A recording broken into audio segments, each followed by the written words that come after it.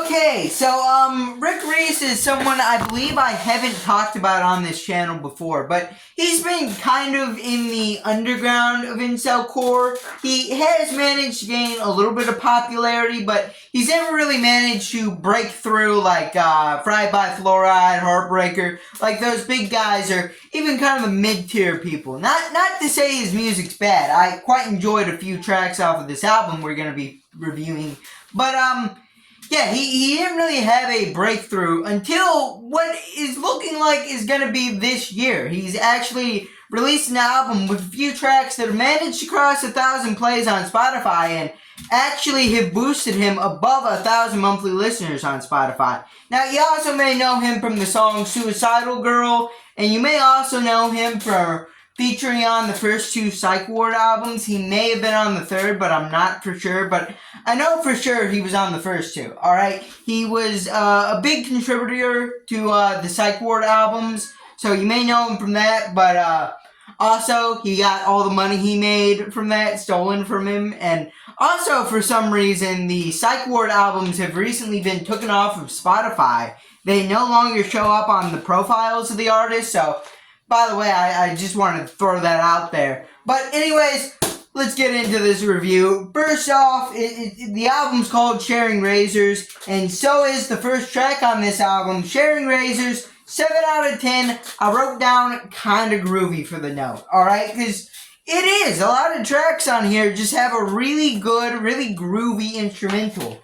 And next up, we got Bored and Gone, 7 out of 10. Another catchy track. Another one that kind of just, feels good. Get your head bobbing, alright?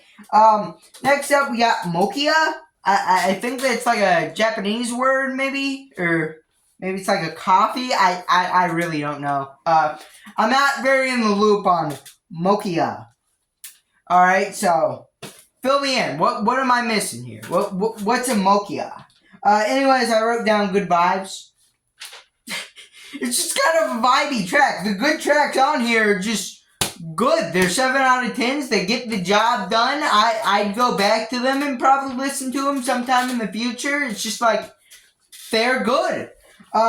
Next up, we got the fourth track, Party Hard, another loser love song. I wrote that because kind of feels a little generic. It kind of falls into this kind of subgenre of incel core, or not even a subgenre of incel core, this subgenre of song at this point, the loser love song. Like, girl, I'm such a loser, but would you please, like, date me? I think there's obviously good songs in this genre, but a few of them can fall into the category of feeling a little samey, alright? Like, the line, I don't think you'll love me until I'm dead, I feel like I've heard that somewhere before. I feel like I've heard something similar to that before, and it reminded me of Vampires in Your Area by Ism Is Dead, the new song he released.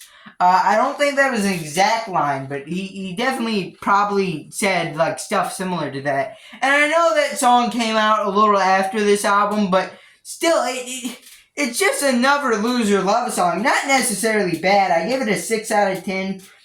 Next up, I think is the album's first real big misstep. We got Murfine Girl, alright? Please educate me if I'm mispronouncing that. But anyways, I give this a 4 out of 10. And I wrote ow. Cause, I don't know if, what like possessed him to mix this song like this, but like, for some reason, the beat is just, like, screaming over him. He like, flopped it, alright? This is like, to reference Family Guy, this is like when Chris stuck himself in the jar and let the lemonade run free, alright? Why is the beat screaming over you in this song? But, it's kind of groovy, I guess, alright? There are some kind of good elements, so it's not a straight up 0, but I probably won't be revisiting this anytime soon. Next up, I Don't Want to Die. Gave it a 5 out of 10. I put, he sounds like a child. He kind of sounds like a child that came down with a cold. Alright?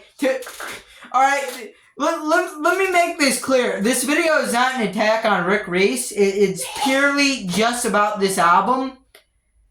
But like, dude, he kind of sounds like a child who came down with a cold. Now, I know I'm not one to speak because I have a very high voice, but I don't know. His vocals just sound off here. Next up, we got Coming Down, a 6 out of 10. Good melody. There was a reason I wasn't really vibing with this song, but I kind of forgot it. Next up, we got Miss Disinterested. Alright, gave this a 5 out of 10. The title is longer than the song. Alright, all of that was put into one word. Miss Disinterested. That's like 20 letters. And this is a pretty short, occlusive acoustic. Dude, I'm still not saying it right. We're gonna move on.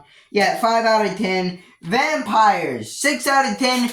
This was a little unexpected because it uses heavy auto-tone. Think something like Heartbreaker, and it kind of comes out of nowhere considering the vibe of this album, the sound this album had established. It kind of comes out of nowhere. So, wrote down unexpected. And ultimately, this album wasn't bad. It's a little bit middling, though. Alright, I'll say that. Alright, I calculated all the scores, gave it a 5.8. I also left one track out. It was like a demo, which I don't really think is fair to judge against everything else. Like, this song is literally marked unfinished. So, I don't think it's really fair to compare it to a bunch of songs that are finished. But yeah, 5.8, it's better than Gamer 3 at any rate, alright? But, anyways, yeah, I'm kind of excited to see where Rick Reese goes. He's been around the scene for a long time, and it'd be kind of exciting to see another one of the old artists kind of come back in this new gen we're in and blow up. It'd be kind of cool to see that, but, I don't know. What do you guys think? Do you think Rick Reese has the chops to pull that off? What did you think of Sharing Razors? Leave that all in the comments down below. And while you're down there, like and subscribe. Bye.